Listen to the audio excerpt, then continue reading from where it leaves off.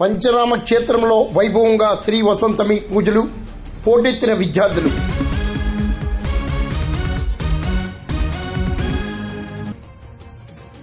యావత్ భారతదేశంలోని పంచరామ క్షేత్రంగా ప్రసిద్ధి చెందిన కాకినాడ జిల్లా సామర్లకోట భీమేశ్వర స్వామి ఆలయంలో సోమవారం శ్రీ వసంత పంచమి మహోత్సవాలు అంగరంగ వైభవంగా జరిగాయి.